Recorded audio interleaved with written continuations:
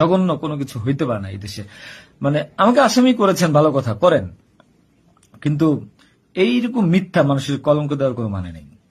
সতেরো জানেন ওই মেয়েটা গরিব একটা মেয়ে, মেয়েটাকে ফাঁসাচ্ছেন, মেয়েটাকে দিয়ে যা মন চায় তাই বলাচ্ছেন, বলান। এখন কথা হলো যে আমি প্রোগ্রাম করেছি হাদিকে, যে ওইদিন কথা বলেছি এবং ওই দিন আমি তাকে আবার 10,000 টাকা দিয়েছি, পোলাপানকে খাওয়াই দিয়েন। আমি আমার বাইক নিয়ে যাই, কে বা কারা এই হত্যাকাণ্ড ঘটেছে আমি জানি না। আমি 10 মিনিট আগে তার কাছ থেকে বিদায় নিয়ে চলে আসি। আসার পর আমি বাসায় আসি, যেহেতু আমি যাব দুবাই, আমি টিকিট ক্যান্সেল করেছি। আপনারা দুবাইয়ের টিকিট গুলো দেখতে পারেন।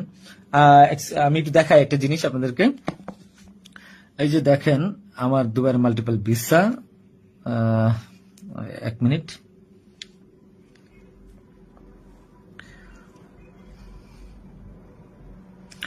এই যে দেখেন আমার দুবাইয়ের মাল্টিপল ভিসা। হ্যাঁ, ওকে।